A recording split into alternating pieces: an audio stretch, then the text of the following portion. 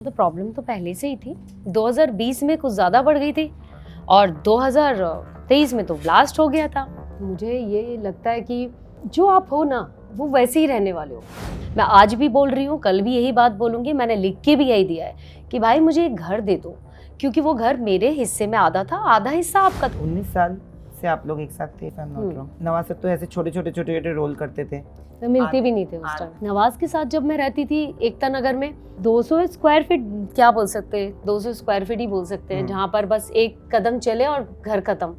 But हाँ, कभी कभी वो एक छोटी छोटी चीज़ें करता था। स्वानंद के घर पे जाके 50 रुपए लेके आके, मुझे ब्रेड बटर खाने का बड़ा शौक होता था, तो वो 50 रुपए लेके आके वो ब्रेड बटर लेके आता था। बड़ा इनोसेंट, एक अच्छी चीज़ थी, कितनी महंगी चीज़ लेके आ रहा है। हमारे लिए ब्रेड बटर बड़ी महंगी चीज़ होती थी उस टाइम पे। तो अच्छा वक्त था, क्योंकि मैं प्यार में थी, तो मेरे लिए वो चीज़ की वैल्यू नहीं थी। तो मैं खुश रहने वाली लड़की हूँ, मैं जहाँ भी रहूँ मैं खुश रहना पसंद करूँगी। जब मुझे लगा नवाज के साथ वो रिश्ते नहीं हो रहे हैं आज, जबकि उनके पास सब कुछ है, तो मैं दूर हो गई उनसे। कंगना ने भी आके आपके बारे में पोस्ट्स किए। कंगना को तो मैं तवज्जो देती नहीं हूँ। ऑफ कोर्स वो प्रोड्यूसर है, उसको फिल्म बचाना है। उनके बीच में सेटल हो गया होगा फाइनेंशियली। इसमें कुछ भी सच्चाई नहीं है। मैंने 1 रुपए भी उस शख्स से अभी तक नहीं लिया है। उल्टा मैंने लिख के दिया है कि तुम्हें जो लेना तुम ले लो, मुझे 1 रुपए नहीं चाहिए।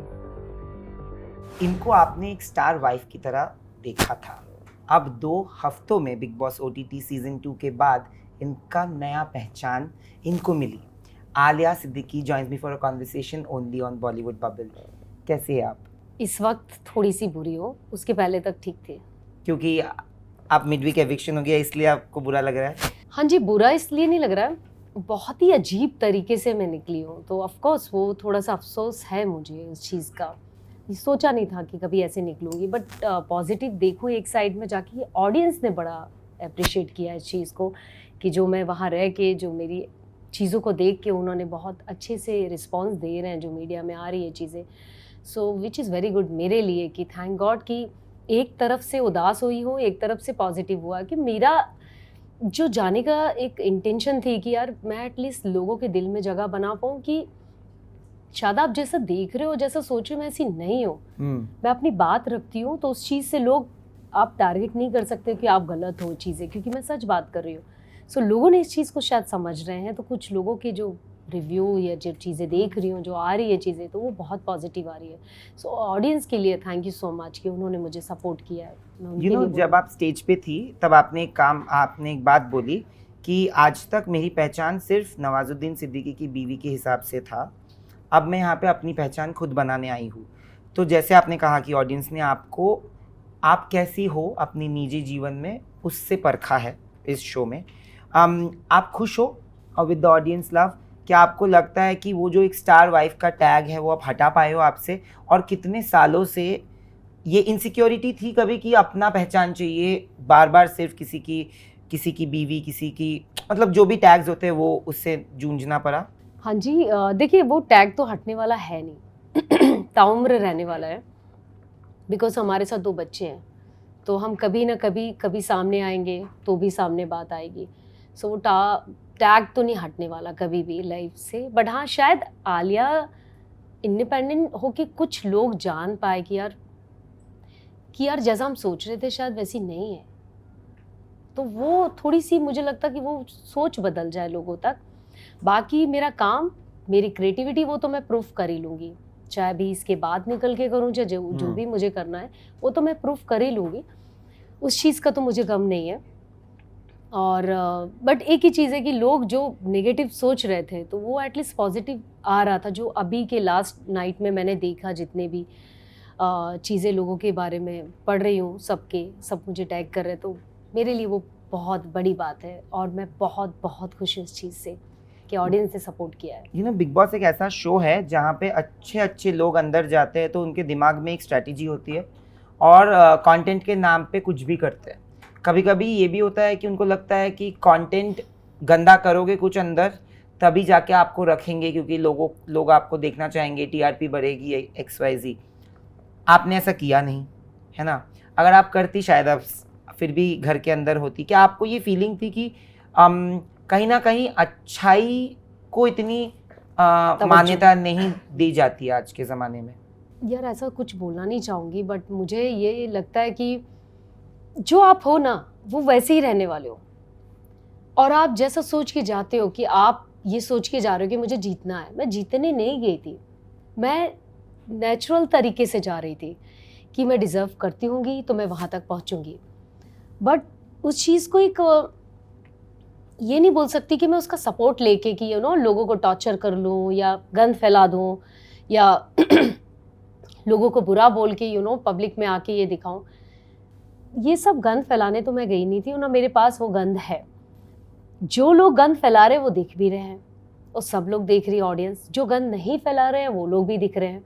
सो मुझे नहीं लगता है कि अच्छाई देखिए आप और मुझे आप बेवकूफ़ बना सकते हो, यूनिवर्स को बेवकूफ़ नहीं बना सकते हो। यूनिवर्स बहुत स्मार्ट है।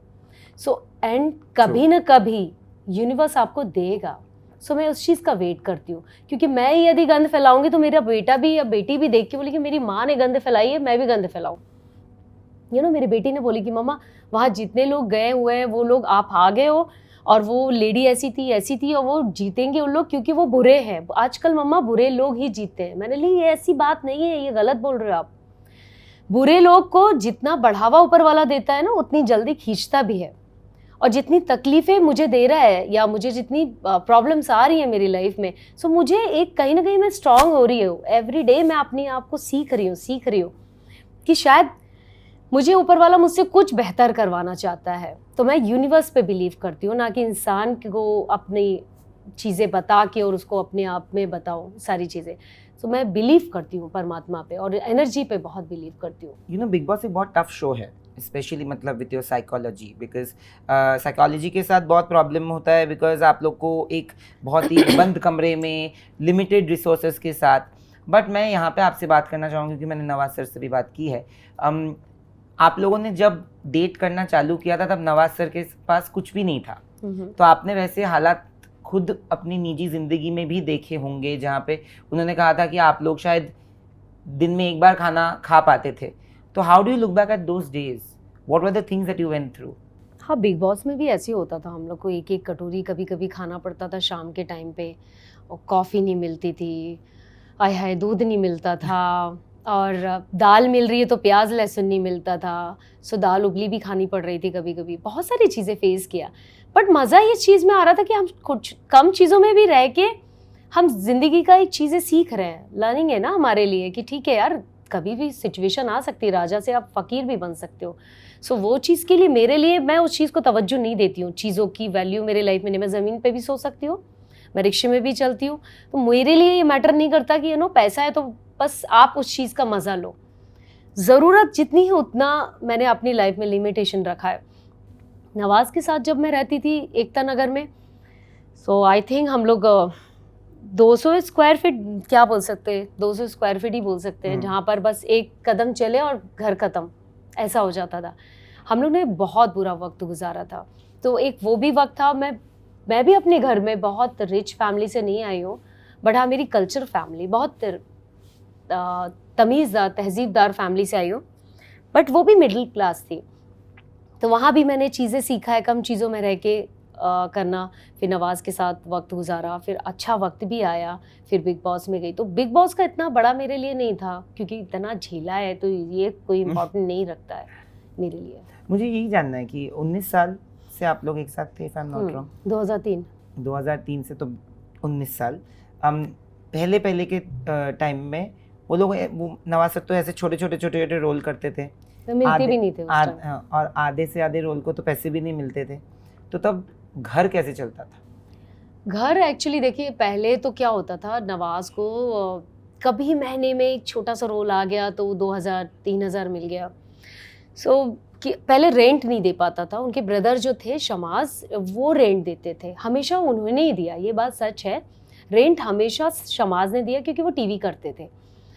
सो नवाज तो नहीं दे सकता, मेरी तो थी ही नहीं, क्योंकि मैं तो खुद ही स्ट्रगलर थी, मैं खुद क्या करूँगी। बट हाँ, कभी कभी वो एक छोटी छोटी चीज़ें करता था। स्वानंद के घर पे जाके 50 रुपये लेके आके, मुझे ब्रेड बटर खाने का बड़ा शौक होता था, तो वो 50 रुपये लेके आके वो ब्रेड बटर लेके आता था। बड़ा इनोसेंट, एक अच्छी चीज़ थी, कितनी महंगी चीज़ लेके आ रहा है। हमारे लिए ब्रेड बटर बड़ी महंगी चीज़ होती थी उस टाइम पे, और लेके आना। फिर सुबह उठ रही हूँ मैं बिस्तर से और मेरे लिए ब्रेड बटर लगा के भाई साहब दे रहे हैं, अपने को तो काम आता नहीं था, ना झाड़ू पोछा बर्तन, उस टाइम कुछ नहीं आता था। सो वो सारे काम करता था और मैं महारानी की तरह उठती थी और बस खाना खाती थी, सो जाती थी। प्यार, लड़ाई, ये सब ही होती रहती थी हमारे साथ। सो अच्छा वक्त था क्योंकि मैं प्यार में थी, तो मेरे लिए वो चीज़ की वैल्यू नहीं थी कि आप किन चीज़ों में। मैं खुश रहने वाली लड़की हूँ, मैं जहाँ भी रहूँ मैं खुश रहना पसंद करूँगी। बट हाँ, नेगेटिविटी रहेगी तो वहाँ से मैं दूर भाग जाऊँगी। जब मुझे लगा नवाज़ के साथ वो रिश्ते नहीं हो रहे हैं आज, जबकि उनके पास सब कुछ है, तो मैं दूर हो गई उनसे। बट उस वक्त मुझे बड़ा प्यार था वो चीज़ें। आपने एक चीज़ कही है आपके पोस्ट में कि जिस रिश्ते में इज्जत नहीं है उससे थोड़ा 2 Distance. कदम डिस्टेंस मेंटेन करना ज़्यादा ज़रूरी है। मुझे याद है कि 2020 में हमने बात की थी, 2020-21 में कोविड का टाइम था जब हमने बात की थी। आई थिंक 2020 में ही किया था एक इंटरव्यू, जब पहले आप लोगों के निजी ज़िंदगी में तनाव चालू हो गया था, फिर उसके बाद सेटल हो गया था थोड़ा सा। तो इस बार ऐसा क्या हो गया जहाँ पे आपको आके बोलना पड़ा, आपको जजमेंट भी मिले, आपको सपोर्ट भी मिला, दोनों तरफ आपने देखा, तो आप एक्सपेक्ट कर रही थी ऐसा ही होगा? देखिए 2020 से क्या, मैं तो बोली, पहले भी मेरा आया था 2015 में भी, जब मेरे बहुत सारी चीज़ें हुई थी। 2016 में आई थिंक एक और न्यूज़ अभी आई थी कि हम लोग का सेपरेशन चल रहा है। आई थिंक जब मेरा बेटा होने वाला था उस टाइम पे भी मेरा सेपरेशन की एक न्यूज़ आई थी। मतलब प्रॉब्लम तो पहले से ही थी, 2020 में कुछ ज़्यादा बढ़ गई थी और 2023 में तो ब्लास्ट हो गया था। तो प्रॉब्लम आई और तकलीफ़ें हुई, मैंने उसको मुंह खुल के बोला लोगों के सामने। अब लोगों ने कैसे उस चीज़ को लिया वो उनका नज़रिया, मुझे तकलीफ़ आई, मैंने चिल्ला के बोल दिया सारी चीज़ें, क्योंकि मैं बहुत टाइम हो चुका था। बट अब उस चीज़ को मैं आगे नहीं लेके जाना चाहती हूँ, मैंने पास्ट है उसको दफन कर देना चाहती हूँ। जब कोई चीज़ आपको तकलीफ़ देने लगे एवरीडे, वो नासूर बन जाए, आपका ज़ख्म आपकी कोई बीमारी में आ जाए, तो बेटर है उसको, घाव को अपनी लाइफ से हटा दो। सो मैंने वही किया। एक चीज़ मुझे आप बताइए कि जब आपने 2023 में ये बातें की, एक टाइम ऐसा था जहाँ पे बहुत लोगों ने ये बोला कि अचानक बोला, और किसी ने, बहुत सारे एक्टर्स ने, कंगना ने भी आके आपके बारे में पोस्ट्स किए, तो आपको तब लगा कि आपको सपोर्ट नहीं मिल रहा है या फिर लोग आपको जज कर रहे हैं? कंगना को तो मैं तवज्जो देती नहीं हूँ, क्योंकि वो, उसकी बात पे कोई दम तो होती नहीं है, वो हर जगह पंगे लेती रहती है, हर किसी से लेती रहती है, तो उसकी लाइफ, उसकी जो ज़ुबान की जो वैल्यू है मेरी नज़र में कुछ नहीं है। सो कंगना को तो मैं इम्पोर्टेंस दूंगी नहीं अपनी लाइफ में, यू नो। सो रही बात दूसरों की, दूसरों ने तो आई थिंक नहीं बोला, कंगना के अलावा और किसी ने नहीं बोला, क्योंकि कंगना को सपोर्ट करना था टिकू विद शेरू। सो ऑफकोर्स वो प्रोड्यूसर है, उसको फिल्म बचाना है, सो वो तो आवाज़ उठाएगी, और वो तो हमेशा जानी गई है गलत चीज़ में आवाज़ उठाती है। उसको गलत चीज़ कहीं उंगली करना है तो कंगना रनावत, किसी को उंगली डलवाना है तो कंगना रनावत, तो वो, उसकी कोई वैल्यू मेरी नज़र में नहीं है। एट द सेम टाइम आपने अपने बच्चों के लिए भी स्टैंड लिया। बहुत लोगों ने ऐसे कहा कि क्या, मुझे पहले जानना है कि क्या आपकी डिवोर्स हो चुकी है कोई पहले, या फिर आप अभी अप्लाई कर चुकी है? नहीं, मेरा कोई डिवोर्स अभी तक नहीं हुआ है, और उसके लिए मैं अभी कोर्ट में, हमारा चल रहा है मैटर। अब देखते हैं आगे क्या होगा, क्योंकि मुझे तो खुद भी नहीं पता। मैं वकील से पूछूंगी कल जाके कि भाई क्या प्रोसेस हो रहा है, तो उसके बारे में अभी कुछ भी नहीं पता। पर हाँ, अभी डिवोर्स मेरे तरफ से तो कुछ भी नहीं हुआ है। देयर वाज अ पॉइंट जब आपने अपने बैंक स्टेटमेंट्स डाले थे, जहाँ पे आई थिंक आपको एक सर्टेन अमाउंट प्रॉमिस किया गया था और आपने कहा, तो बहुत लोगों ने, जब आपने ये रिट्रैक्ट किया अपना स्टेटमेंट, तो ये भी कहा है कि अब उन्होंने बात बंद कर दी क्योंकि उनके बीच में सेटल हो गया होगा फाइनेंशियली। क्या आपको ये बात बुरी लगी, या फिर इसमें कितनी सच्चाई है? इसमें कुछ भी सच्चाई नहीं है। मैंने 1 रुपए भी उस शख्स से अभी तक नहीं लिया है। उल्टा मैंने लिख के दिया है कि तुम्हें जो लेना तुम ले लो, मुझे 1 रुपए नहीं चाहिए, सिवाय एक घर के, क्योंकि वो घर मुझे ज़रूरी है मेरी अपनी लाइफ के लिए। मैं आज भी बोल रही हूँ, कल भी यही बात बोलूँगी। मैंने लिख के भी यही दिया है कि भाई मुझे एक घर दे दो, क्योंकि वो घर मेरे हिस्से में आधा था, आधा हिस्सा आपका था, वो मुझे दे दो। एटलीस्ट मेरे जितने लोगों की कर्जे हैं, जो मेरा कमिटमेंट है, मैं उनको बेच के अपना दे दूँ, मैं अपना खुद खड़ी हो जाऊँगी। नहीं भी खड़ी हुई, घर होने नहीं होने से कोई फ़र्क नहीं पड़ता है। सांस ले रही हो ना, जिंदा हूँ ना, मर थोड़ी जा रही हूँ कि घर नहीं होगा तो मैं जी नहीं सकती हूँ।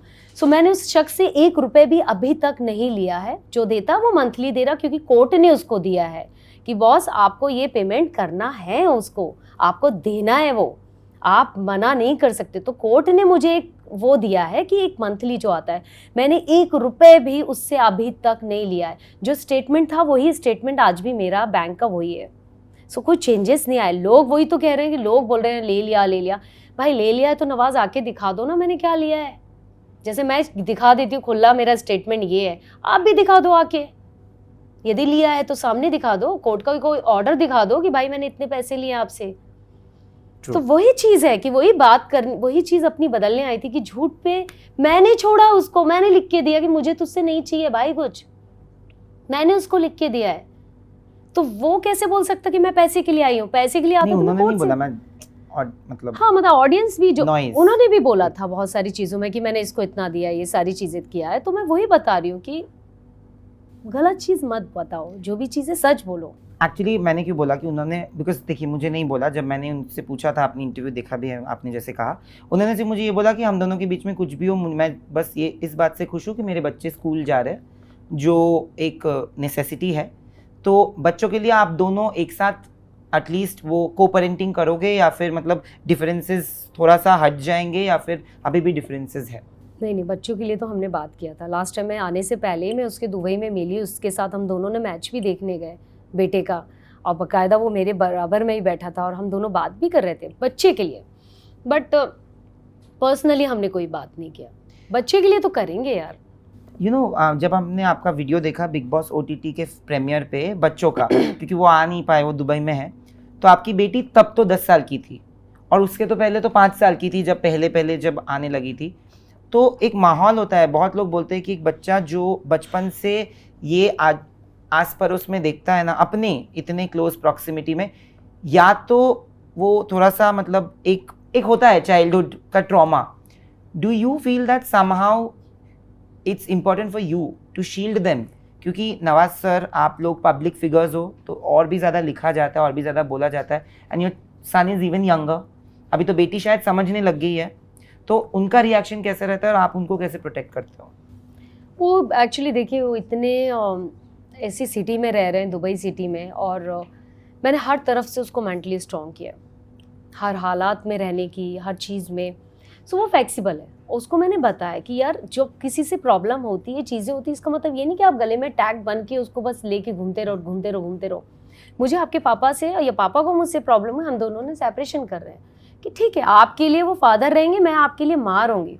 तो हमने समझाया उसके लिए इतना बड़ा चीज़ नहीं है। बेटे को तो कुछ फ़र्क ही नहीं पड़ता, क्योंकि उसने तो बहुत साल से देखा ही नहीं था साथ में रहना वो क्या होता है। बेटी को इमोशनल होता है, बट अभी वो स्ट्रॉन्ग है और दुबई में रह रही है, अच्छी स्कूलों में पढ़ रहे हैं बच्चों, इंटरनेशनल स्कूल में पढ़ रहे हैं। एक अलग ही उनका, सब बोल सकते हैं कि वर्ल्ड उनका, एक दुनिया एक अलग बन चुकी है। तो मुझे नहीं लगता उस चीज़ से फ़र्क पड़ेगा।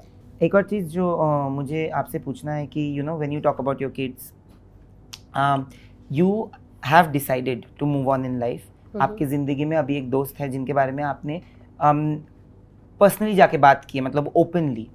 बहुत लोगों का जजमेंट वहाँ पे भी रहा है, आप उससे कैसे जूझ रही है? एंड आपने अपने बच्चों को, बच्चे के भी क्वेश्चंस होंगे ना कभी, तो उन्होंने कुछ सवाल पूछा और आपने कैसे आंसर की?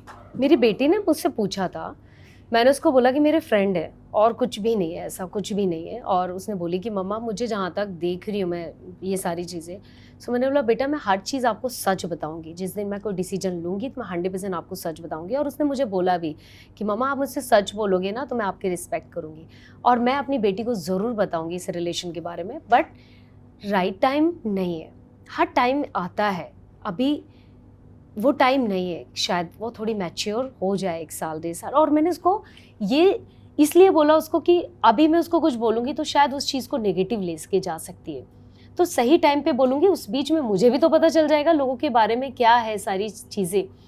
सो मेरा शादी को लेकर तो है नहीं, फ्रेंडशिप है। ऑफकोर्स एक साथ चाहिए, एक दोस्ती चाहिए, आपको किसी के साथ वक्त गुजारना है, उसके अलावा और क्या है? कोई ऐसा तो नहीं कोई लिविंग में रह रहे हो, कोई शादी कर रहे हो। एक रिलेशन था, एक फीलिंग्स थी, मैंने शेयर कर दिया, उससे ज़्यादा बढ़कर कुछ भी नहीं है। आप उनको कितने साल से जानते हो, और वो बॉम्बे से है या दुबई से?